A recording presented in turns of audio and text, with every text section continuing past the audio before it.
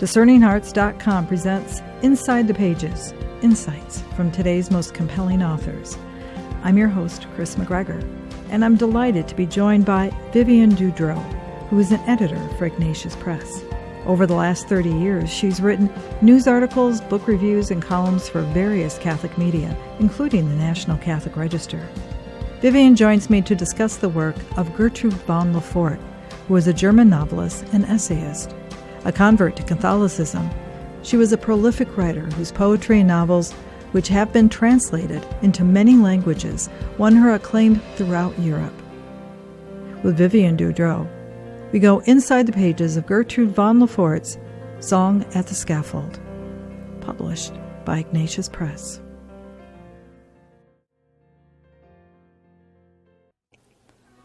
Set during the French Revolution, The Song and the Scaffold is a classic novella which is based on the true story of the Carmelite nuns of Compiègne, who offered their lives for the preservation of the Church in France. The story unfolds around the fictional character of Blanche de la Force, an excessively fearful aristocrat who enters the Carmelite convent in order to flee the dangers of the world. As the Reign of Terror begins, Blanche is no safer in the convent than in the streets of Paris, and some of the sisters begin to doubt her ability to endure persecution and possibly martyrdom. The fates of Blanche and the other Carmelites take several unexpected turns, leaving the reader with an inspiring witness not only of martyrdom, but of God's power being glorified in human weakness. We now begin our discussion with Vivian Dudro of Gertrude von Lefort's The Song at the Scaffold. Vivian, thank you so much for joining us. Oh, you're very welcome. It is a gem that Igantius Press has brought forward to us in the work of Gertrude von Lefort in The Song at the Scaffold. Tell us why this book is so important. Well, it's important for a number of reasons. It's set, as you know, during the French Revolution, in the moment in which we are now living with Occupy Wall Street and Occupy Everything. Mm-hmm. We're seeing that population can become enraged by perceived injustices and rise up in anger and fury. And, of course, when that gets unleashed, the innocent also suffer with the guilty. Gertrude von Lefort saw the French Revolution as a time of tremendous upheaval, but when the powers that be were attacked, the church was attacked with it. And so she sets this story during the Reign of Terror, and it's based on the true account of 16 Carmelite nuns who were martyred at the guillotine. What was so interesting about these women is that they had actually offered their lives as an oblation for the sake of the Church in France and to end the Reign of Terror. And the Reign of Terror ended not too long after they were killed. She took this amazing, cataclysmic, historical moment and chose it as an opportunity to look at what is holiness and what is abandonment to God. What does that look like? Yeah, the sacrifice of the lives, that true martyrdom, the witness of the sisters in the Carmel during that period, I mean, has been translated into operas. Well, Gertrude von Lefort, as you know, was German. It's a French last name, but she was from a German aristocratic family. But her story, being set in France, it must have attracted the attention of French Catholic intellectuals. And so Georges Bernanos turned it into a story, and then Poulenc turned it into an opera under the title The Dialogues of the Carmelites. Both works are very moving, and Bernanos helped write the opera. The Dialogue of the Carmelites, which is the title of the opera, is one of the most moving operas I've ever watched, especially the last scene. But what Gertrude has done with this book, The Song at the Scaffold, I think has captured that same emotion. And tell us first about Gertrude. Tell us about her life. What do we know about her? She was born into a noble Prussian family. She was given a very broad education. She was educated at 2 universities, Heidelberg and Berlin. She studied history, theology, philosophy. She was a very educated woman. She was a poet. She's considered one of the greatest contemporary transcendent poets. meaning, someone who writes about things beyond the intellect, the things of God, the things of spirit, and so forth. Mm-hmm. So her poetry was very acclaimed in her day. Americans are less familiar with it because it's very difficult to translate poetry from a foreign language and retain its fullness. But in any case, she converted to Catholicism in 1926. I'm sure that caused a great scandal in her family and among intellectuals and so forth to become a Catholic. But she did win the admiration of Hermann Hesse, a great German novelist, a contemporary of hers, and he nominated her for the Nobel Prize. Wow. So she was highly acclaimed in her own time and day for the works that she produced. She wrote more than 20 books, poems, novels, short stories, and also theological, philosophical sorts of essays.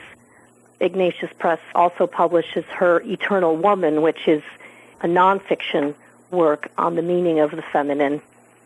So she really had a tremendous breadth and depth and intellect and spirit together, which is a formidable combination. Yeah, I find the fact that she would be the author of this work, of The Song at the Scaffold, but also of that wonderful nonfiction work you just mentioned, The Eternal Woman, which I think is an invaluable read for folks, The Timeless Meaning of the Feminine. This is at the same time that Edith Stein is living. And she, too, would be touched by the Carmelite spirit in such a way. I mean, this great philosopher who brought up about what is the true feminine in our nature, that maternal nurture. And she would become a Carmelite who would end up herself becoming a martyr to the faith in a great reign of terror. And as you know, Edith Stein, like those Carmelites during the Reign of Terror in France, Edith Stein offered her life for the sake of her people. As you know, she was a Jew who converted to Catholicism as a philosophy student. One of her professors was a believing Catholic and made a great impression on her. And then she read the life of St. Teresa of Avila. Yes, it's interesting how you bring up Edith Stein being contemporary, and all of these women, as you know, had a profound impact on Pope John Paul II. Mm-hmm. And you will see in the writings you will see echoes from Forte, from Edith Stein, in his document on Women Mulieris Dignitatem. Mm-hmm. His understanding that every woman is ultimately a mother, whether she becomes a physical, biological mother or whether she becomes a spiritual mother in a single state, a consecrated state, and what have you. He understood profoundly that the meaning of the feminine is motherhood. And this is the kernel that when he talks about the feminine genius and so forth in Mulieris Dignitatem. It's these women who sort of worked that out in art and in essay writing, that profound truth that the Holy Father ends up putting in his document on women. Mm. Isn't that something? It is such a powerful work, The Song at the Scaffold, that you can miss it. Really, it's not a big work. It's not a long Tolstoy type of novel. No, not at all. In fact, it's called a novella for a reason. It's the petite form of a novel. It's only, it's less than 100 pages. Mm-hmm. She does a lot with a little. She does, and particularly with a fictional character of Blanche. Tell us about Blanche. Well, Blanche is a fictional character. She's the main character. The other main characters are all historical people. And Blanche is what Van Le Fort is doing. If you notice, Blanche de la Force mm-hmm. and Gertrude von Le Fort, you wonder if this similarity in the names is something that Gertrude is saying about herself. I don't know, mm-hmm. but it is an interesting coincidence. But in any case, Blanche, in creating this character, she is creating a person whose fear ends up having a religious significance. The woman enters a convent because she is exceedingly fearful, obsessively fearful, and has been ever since her birth. I believe her mother dies in childbirth, and mm-hmm. And the girl from early on is excessively fearful, and she enters religious life in order to try to conquer this weakness of hers. What ends up happening is the French Revolution unfolds, and it becomes clear that the church is going to be suffering persecution and so forth. The other nuns in the Carmel start to question whether or not this young woman is going to be strong enough to face persecution and possibly martyrdom. And so what Gertrude von Lefort does with this character is shows us that whatever it is that we're going to face in life, if we're going to have the strength to do it, it's not going to come from ourselves. Mm-hmm. And so this idea that we have to overcome weakness in order to be strong, she's understanding this as a different movement, that we have to allow our weakness to let God be strong in us and through us, and thereby give glory to God. And so this profound understanding is something that's so important for Christians today, particularly in a society that is so success-oriented, so, get your act together oriented, so just get the book, read the book, fix your life, and get on with your life oriented. And Gertrude von Lefort is saying something very different about the role of weakness in our life, that it's an opening for God. Mm-hmm. And she can speak to this because she lived through one of the most tumultuous centuries in human history. Of course, yes, the 20th and in century. Europe besides, 2 world wars and the rise of these horrible anti-human ideologies, communism, Nazism, all of this taking place in her own country, Germany. Yes, she, I'm sure, saw her fair share of suffering and desolation, and here, the 20th century is marked by such technological progress. Supposedly mankind is just going to solve all of his problems with better and better technology and science and so forth. And what do? We kill each other. Mm-hmm. We kill each other more efficiently with all of our knowledge. So clearly human knowledge, human strength it is not what saves us. Mm-hmm. It has limits. And I think in this character of Blanche, Gertrude von Lefort is showing us that limits are not something to be held in contempt, but are something to be our means by which we go to God and allow Him to work in our life. Beautiful. Yeah, I think when I read it, I was Blanche. And I think any woman that reads it, any person, any man or woman who reads it, they become that character. What would we do faced with such fear? And I think don't we, Vivian, in today's climate, really feel this underlying sense of fear?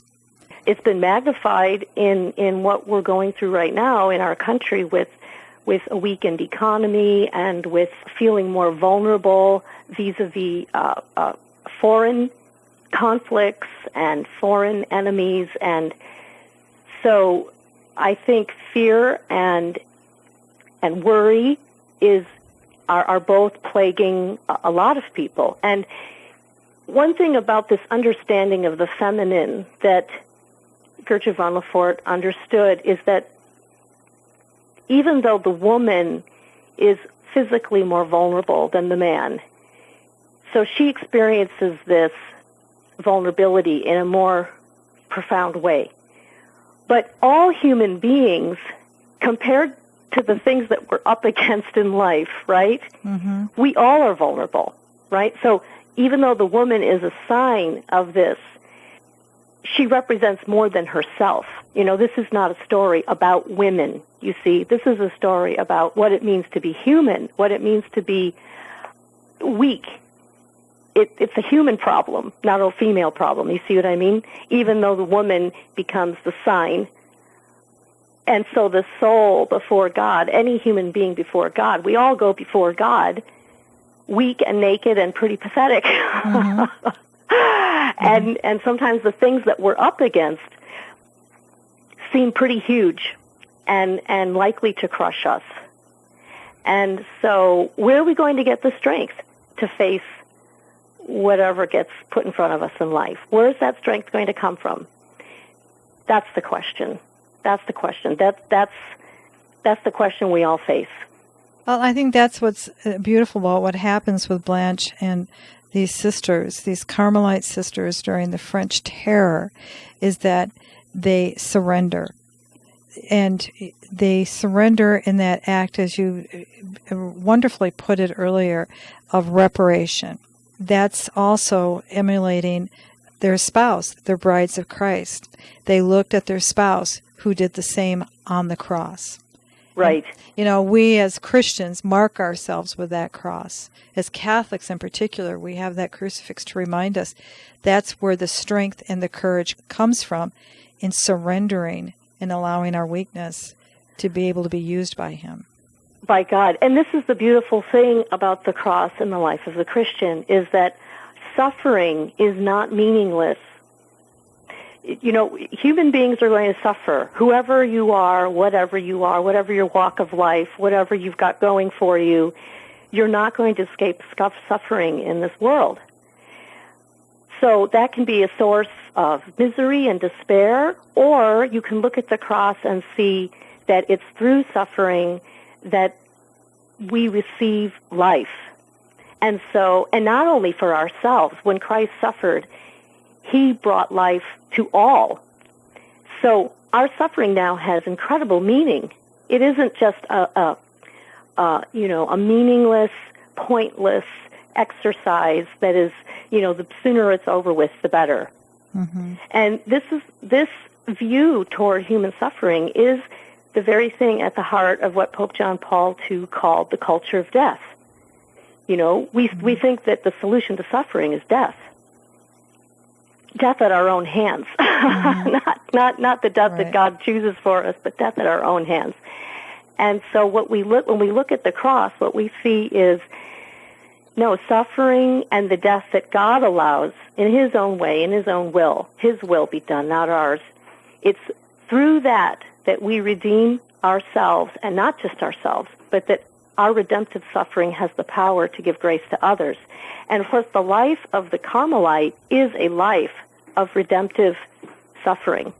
Mm-hmm. They choose a life of very severe penance, willingly and voluntarily, to do reparation for sin, not just their own, but the sins of others. And so this calling is seen in the martyrdom of the Carmelites. Their calling that they chose from the very beginning is only brought to flower. I mean, that's really what they chose from the beginning, right? There's a beautiful film out right now, or it's probably no longer in theaters, but of Gods and Men. Did you see it? Mm-hmm. Stunning. Just about the beautiful. French monks who are killed by the Islamic militant group, terrorist group. Mm-hmm. And the men are all realizing they're going to be killed most likely, and they're trying to come to terms with this. And there's this beautiful scene where the abbot of the monastery says to one of the men, "When you gave your life to Christ, you already died to this world. You already agreed to suffer with Him." Mm-hmm. In this redemptive way. You chose that when you became a monk. But when you think about it, we choose this when we become Christians. That's right. Whether we're monks or nuns or priests or married men and women, whatever, when we choose Christ, when we choose to die with Him in order to rise with Him. Mm-hmm. That's what we choose when we say we're Christians. And it's not as though we're running after suffering. Let's just run after it. Let's go fight all the suffering we can. Right. No, that would be masochism. But what we do is we abandon ourselves to the will of God in our lives. And when suffering comes, which it surely will and surely does for everyone, mm-hmm. we can participate with Christ in that and have this be a force of redemption and new life in our lives and in the lives of others.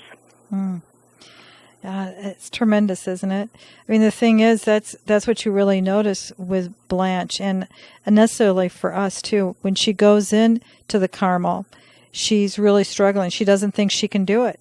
She doesn't think she can enter into the practice or even to really live out the faith. I mean, that's ultimately the struggle. And isn't that how we are? We go to Mass on Sundays. We hear the message. We hope we can do it. But can we really love our neighbor? Can we really forgive the person that has hurt us? Can we really do all those things? No, we can't. With our human ability alone, we can't. Mm-hmm. And Blanche, when she knows she can't. And at first, when she first enters the convent, they're all trying to come up with this sort of program to help Blanche overcome her fear. And the Mother Superior ends up with the wisdom that maybe she's not supposed to just strive to overcome it. Maybe she's supposed to be receptive to something in it. Mm-hmm. And the Mother Superior ends up with this insight, whereas another character in the story, who's sort of the foil to Blanche, she's one of the, just naturally gifted, able, competent, strong kind of woman. Which there's nothing wrong with that. Mm-hmm. I'm certainly not going to say, that we're supposed to just wallow in our weakness. No, but to see that it's ultimately a gift, mm-hmm. in whatever form infirmity takes in our lives. For some people, they literally are on a sick bed. Mm-hmm. And for others, their sickness is in their minds and their spirits, and they're plagued by fear and anxiety, and whatever it might be, whatever way infirmity comes to us, to be able to see that as the opportunity for God's grace to work in our life. Mm-hmm. And therefore not fear it in anticipation. So much of our worry and fear comes from anticipating what could happen, right. Right, uh-huh. Before it even does, we're already a wreck. Yeah. And to try to just have that trust in God that He knows what He's about. He's made us. He has a plan for us. He loves us. And whatever comes to us in life, He's ready to walk with us in it and through it and bring us to the other side. Bring us to the other side, glorified, purified. This is what being a Christian means. Mm-hmm. And even that Mother Superior's insight into what Blanche needs to do gives the grace and the strength for them to be able to face the most fearsome of sacrifices. That's the whole community of sisters. And in that real life embrace of the cross and to witness to a world gone mad.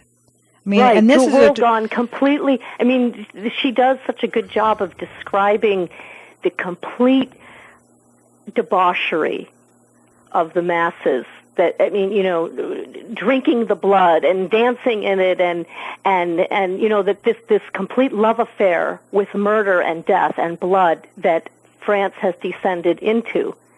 Who wouldn't be they don't call it the Reign of Terror for nothing. Mm-hmm. You would be completely terrified out of your wits if you did not have a belief in a God who loves you and who's going to be loving you, even if this is what you must face. And the sad part is that actually happened. I mean, that was what she's pulling from is factual evidence of what occurred during that period. And can man be that bad? Can we descend into that kind of madness? Yes. We did it again 100 years later, where we sent women and children, as well as men, into ovens. Right. That's right. The Holocaust was, and of course there are Holocausts all over the globe, all over history of, the massacre in Rwanda, the massacre in Cambodia, the gulags of Soviet communism, that what man is capable of doing to his fellow man. Oh, and Vivian, I would even insert what we do on the corner in a street where in any town in the United States at a Planned Parenthood or an abortion facility. When you think about that type of horror. It is a horror. And the fact that it's unseen doesn't make it any less so. Right. But not to so much dwell on the negative, but to dwell in the hope. And I think that's what Gertrude von Lefort has done with this particular work, is that ultimately with great works of fiction, but also great works of Christian fiction, as this is a classic, it points you to heaven, doesn't it? It gives you hope. It gives you hope. It gives you hope that, first of all, it gives you hope that even in the midst of tremendous horror, that the human person with the grace of God is capable of a beautiful act.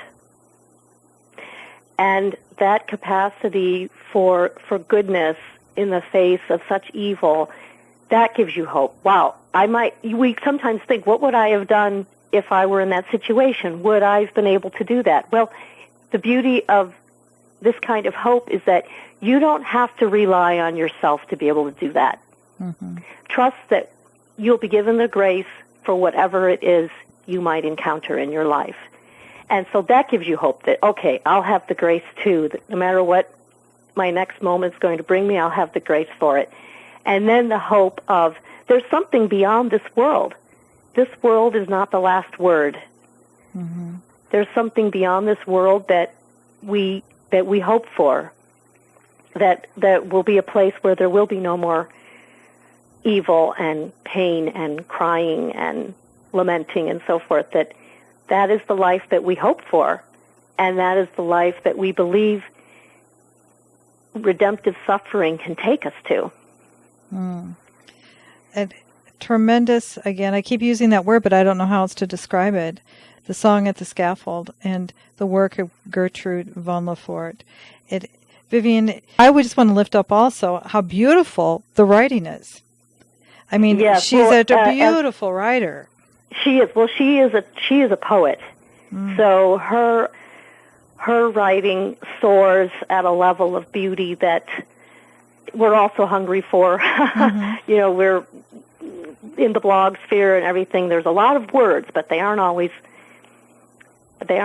worth reading. No. But she is truly a fine writer, a poet, a visionary, a prophet.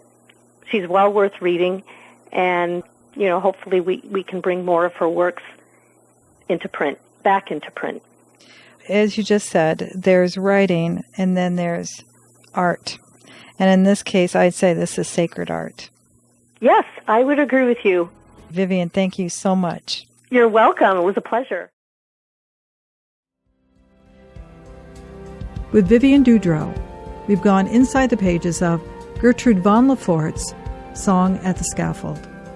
To learn more about this book or to obtain a copy, go to Ignatius.com, the website for its publisher, Igantius Press, or you can find it at any fine Catholic bookstore. To hear and or to download this discussion along with many others, go to DiscerningHearts.com. This has been a production of DiscerningHearts.com. I'm your host, Kris McGregor. Join me next time for Inside the Pages, insights from today's most compelling authors.